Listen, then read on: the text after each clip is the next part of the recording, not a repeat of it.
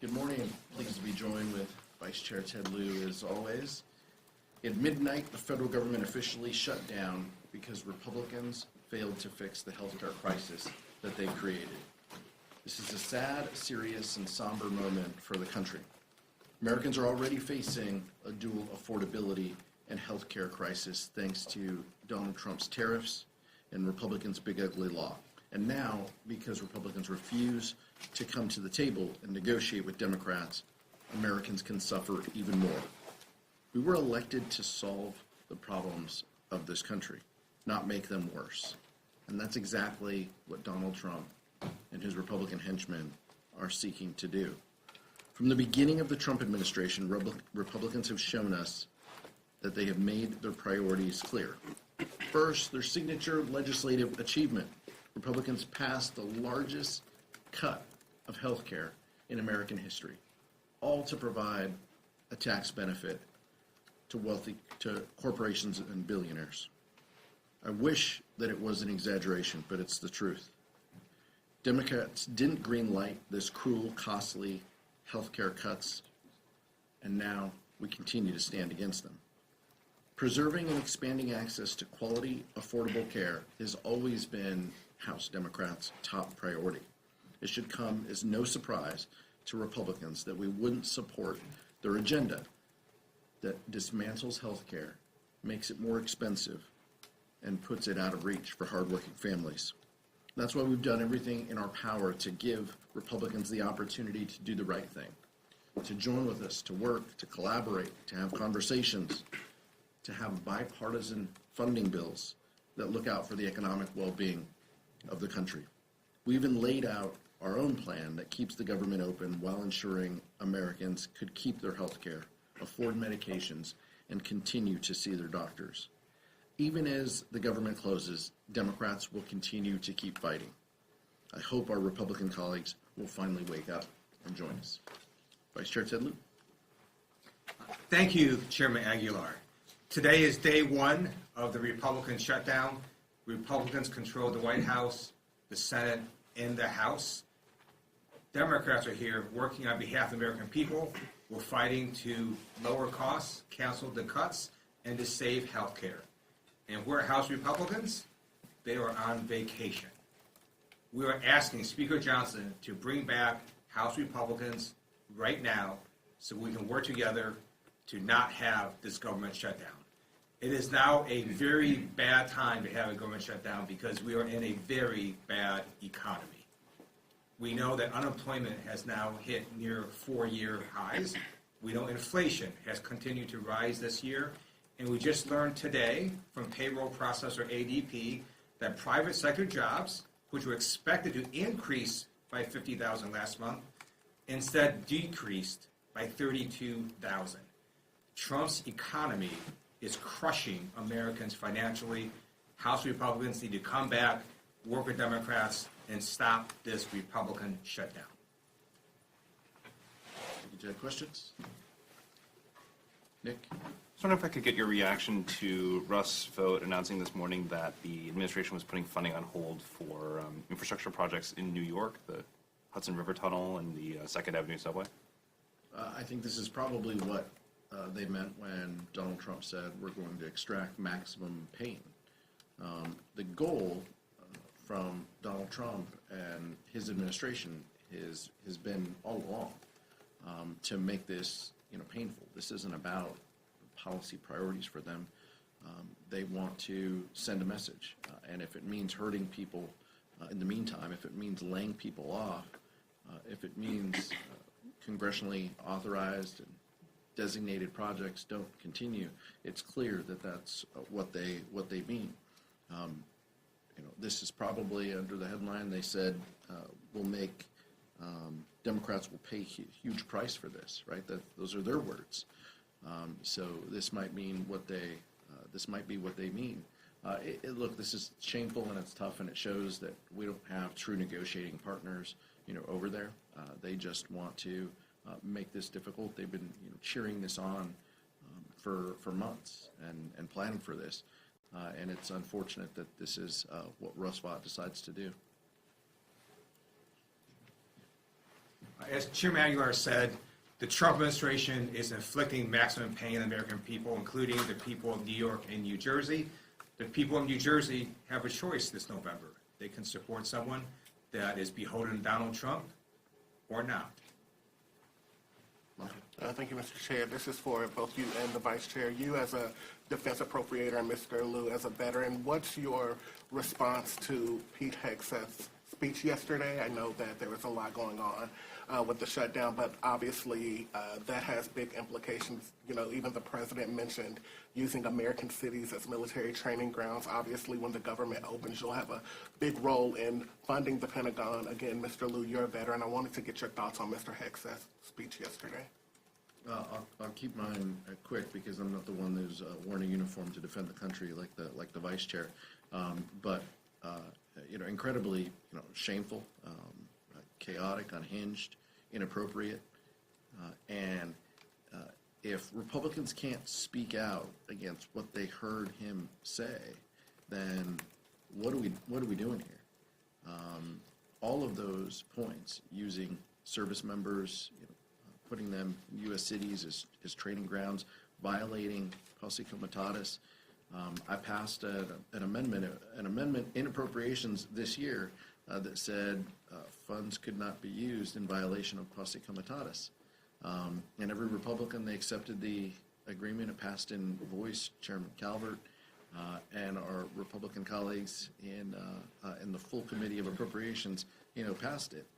So that's how they feel. They feel this is a non-issue, or they did 2 months ago.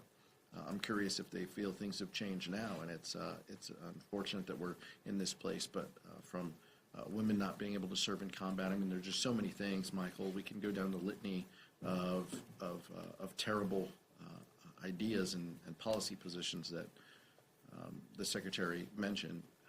By the way, the most unqualified Secretary of Defense that this country has ever seen. So it's hard to take him serious. It's hard to believe him if his lips are moving either. But that's where we are, and it's unfortunate. And I hope that some of our Republican colleagues start speaking against it. But if past is prologue, then they won't. Thank you for your question. We have the most amazing military in the world. And the leadership of our amazing military, we're all gathered together, hundreds and hundreds and hundreds of them. And Donald Trump and Pete Hegseth were expecting rousing applause and standing ovations from our nation's generals. And they were met with silence. It was a silence of the generals. And the generals knew that what Trump was saying was wrong. We do not deploy American forces against Americans in our cities. Our military is not to be used for domestic law enforcement. It is not trained to do that, and our generals simply sat there silently. It's also illegal for Donald Trump to order U.S. troops against Americans in American cities. A federal judge has said so. We expect the appellate courts and even the Supreme Court to uphold that ruling. Thank you. Representative Lieu? Our expectation is that generals and members of the service follow the Constitution and the Uniform Code of Military Conduct. Those are their guiding principles, and it's our expectation.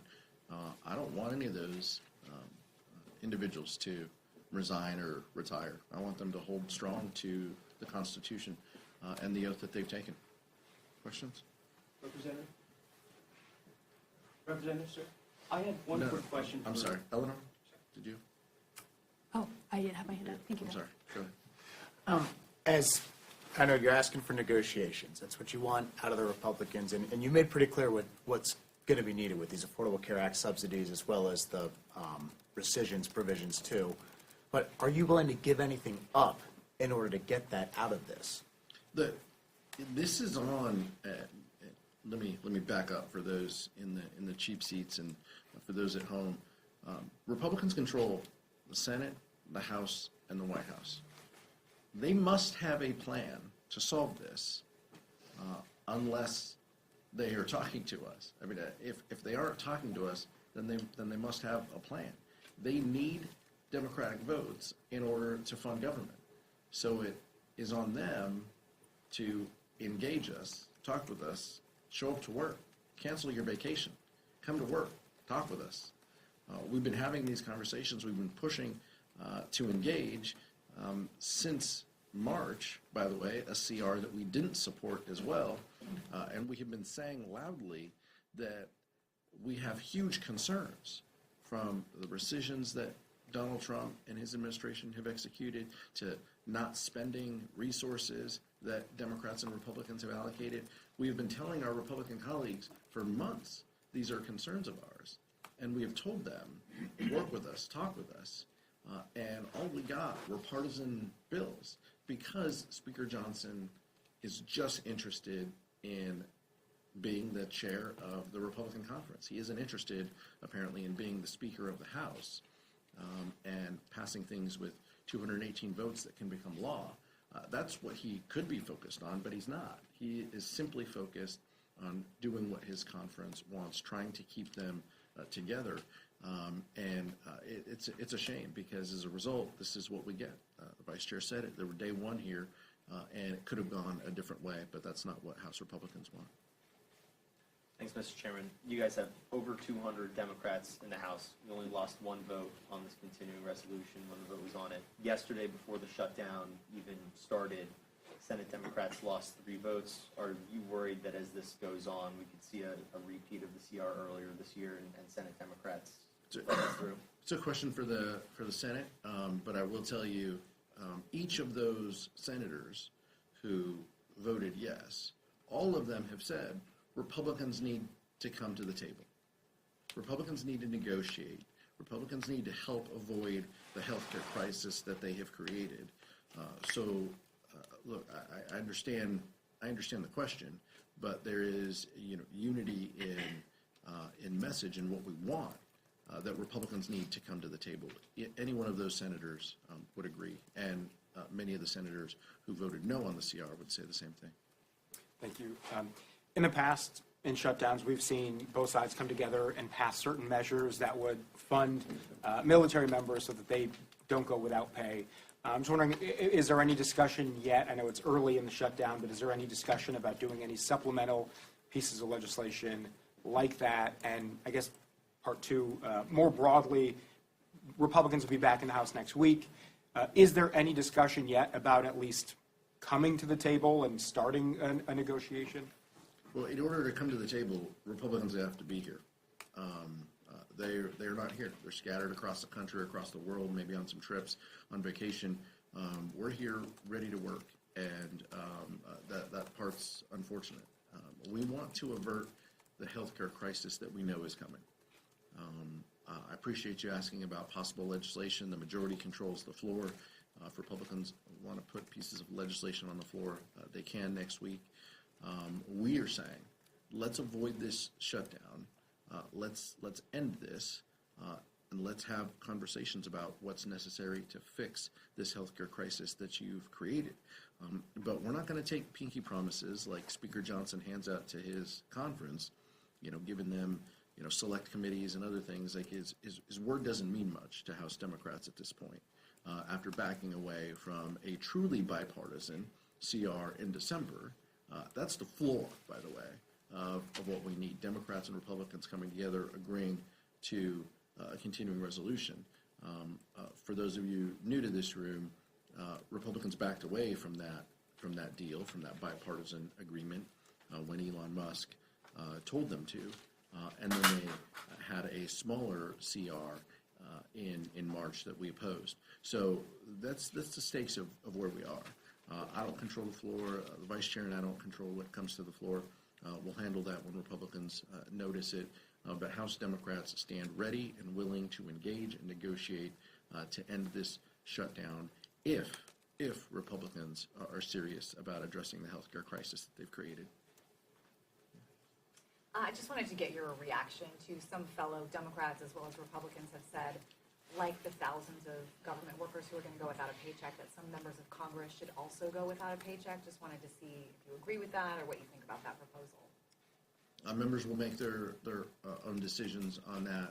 We're very mindful of how the shutdown affects government employees, people who work for the federal government, who have been furloughed, people who work here in the United States Capitol, people who work as vendors here in the Capitol as well. We know that this is a disruption to them and their families. There's no pride, there's no glee in that. The Constitution indicates that members of Congress get paid, and so that is the current law. Some members will take other positions to have their pay set aside for a moment of time. Every member will make their own decisions. Mike? Thank you. Republican leaders are saying that they're not going to negotiate until the government is open. You're saying you're not going to open the government until they negotiate. So you guys have a real problem up here in the Capitol.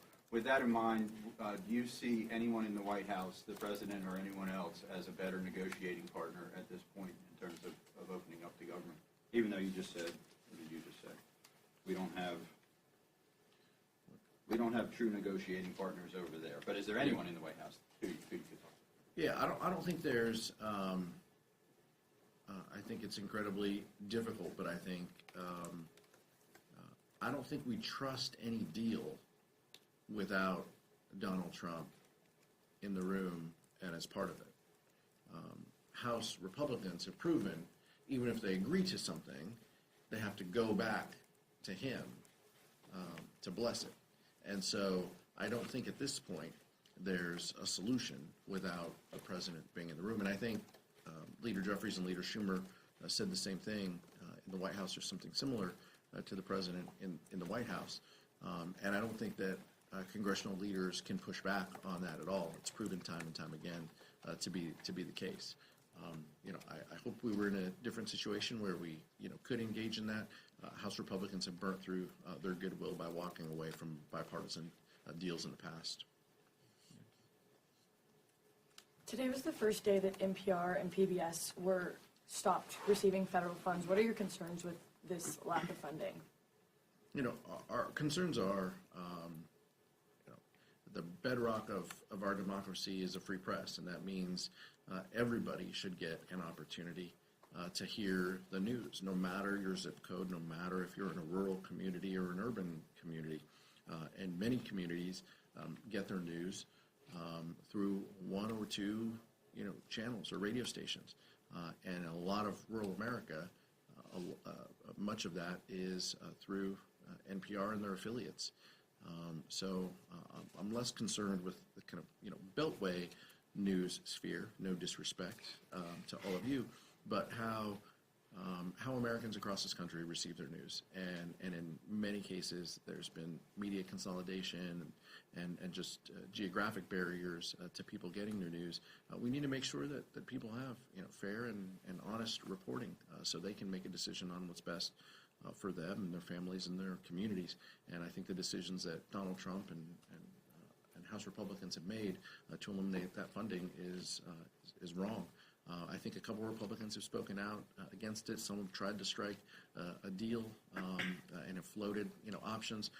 But to date, we don't have that. And so many of these stations, I'm afraid, are going to lose funding and jeopardize the services that they provide to rural America. And that's unfortunate. Thank you. Last one. What are your reactions to the tariffs on pharmaceutical drugs that take effect today? The tariffs in general that Donald Trump is put forth are terrible for our economy. I'm only pausing and withholding because if you wait a day or two, he might pull them back, right? He might pull them back and then put them back on again, off again. It's terrible for the economy. It's terrible for the markets, but more importantly, it hurts people. It adds uncertainty to folks. It raises the cost of health care. It raises the price of prescription drugs. House Democrats have made it a priority to lower the cost of prescription drugs. That's exactly what we did when we were in control, ensuring that Medicaid has the negotiating power, Medicare has the negotiating power that the VA has in keeping the cost of prescription drugs down. That's a policy that we stand by. That's a policy we would expand if we had our options. We want to lower the cost that people pay for pharmaceuticals. What Donald Trump is doing is raising the cost that pharmaceuticals pay. that is diametrically opposed to what we want to achieve, and it's unfortunate, but it continues down the path of chaos and confusion that his administration has rained upon us for 10 months. The tariffs are making this bad economy even worse. So estimates have come out saying that the average American family is going to pay $2,500 more because of Trump's tariffs. And in terms of pharmaceuticals and healthcare, the reason that we are here today, Democrats, is we are fighting in D.C. to cancel the cuts, lower the costs, and save healthcare. So the Republicans have massively cut healthcare and Medicaid. You're going to have a $500 billion cut come to Medicare if that's not fixed. You have Republicans discontinuing the tax credits for their Affordable Care Act. And in America, if you don't have health care coverage and you get really sick, you still get treated at the hospital because we don't let people die. And then those costs get passed along to everybody who does have employer-based health care coverage. So those premiums also increase. So we're fighting the lower costs, not only in pharmaceutical drugs, but everywhere in healthcare. And we ask Republicans to stop your vacations and come to D.C. and work with us. Thank you. Thank you.